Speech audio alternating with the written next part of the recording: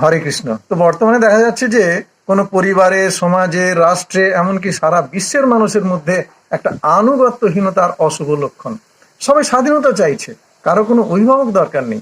পুত্র কন্যা, সন্তান সন্ততি, পিতামাতা, স্বামী স্ত্রী, ছাত্র শিক্ষক, গুরু শিষ্য, জনগণের সঙ্গে রাষ্ট্রের এই যে সামাজিক সম্পর্ক, এই সম্পর্কগুলির মধ্যে শ্রদ্ধা মিশ্রিত আনুগত্যহীনতা যেন প্রকট থেকে প্রকটতর হচ্ছে। শ্রদ্ধাবনত হওয়া, কৃতজ্ঞতা স্বীকার করা, আনুগত্য প্রকাশ করার মতো আদর্শ মানবিক আচরণগুলো যেন ক্ষীণ থেকে ক্ষীণতর হয়ে হারিয়ে যাওয়ার উপক্রম হচ্ছে। আর তার ফলে জন্ম হচ্ছে স্বেচ্ছাচারিতার, বিশৃঙ্খলার। বেশিরভাগ সন্তান সন্ততি এই অভিমত প্রকাশ করতে বেশি আগ্রহী যে তাদের বয়স হয়েছে, তারা বড় হয়ে গেছে, তারা স্বাধীনভাবে চিন্তা করবে, তারা তাদের মতো করে চলবে। পিতামাতারও যে বয়স আরো বেড়েছে, বাস্তবের ঘাত প্রতিঘাত তারা আরো বেশি করে দেখেছে, আর তার থেকে প্রত্যক্ষ জ্ঞান তারা অর্জন করেছে। আর তাদের সেই জ্ঞান তারা তাদের পরবর্তী প্রজন্মকে দিতে চাইলেও তারা সেই জ্ঞান নিতে চায় না। হয়তো তারা ভাবছে যে এতে তাদের স্বাধীনতায় হস্তক্ষেপ করা হচ্ছে। আসলে ব্যাপারটা ঠিক তা নয়। শ্রদ্ধা জ্ঞাপন মানেই, আনুগত্য প্রকাশ মানেই পরাধীনতা নয়। আনুগত্যেরও একটা বাধ্যবাধকতা আছে, স্বাধীনতারও একটা সীমা থাকা উচিত। এই সীমা লঙ্ঘন করা উচিত নয়। এতে করে পারিবারিক, সামাজিক, প্রাতিষ্ঠানিক এবং রাষ্ট্রীয় শৃঙ্খলা নষ্ট হচ্ছে।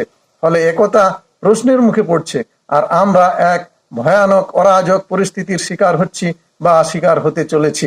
শাস্ত্রে উল্লেখ করা হয়েছে, শ্রীমদ্ ভাগবত গীতা যথাযথের 4th অধ্যায়ের 39 নম্বর শ্লোকে বলা হয়েছে, শ্রদ্ধাবান লভতে জ্ঞানম।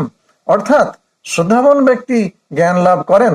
তাহলে দেখা যাচ্ছে যে জ্ঞানার্জনের সঙ্গে শ্রদ্ধার একটা সম্পর্ক আছে। আর সমাজ থেকে যখনই শ্রদ্ধা দূরে চলে যাচ্ছে, তখনই তা জ্ঞান লাভের অন্তরায় হচ্ছে। ফলত সমাজ এক ভয়ঙ্কর অজ্ঞানতার অন্ধকারে তলিয়ে যাচ্ছে এবং আমরা পতনের দিকে দ্রুত এগিয়ে চলেছি।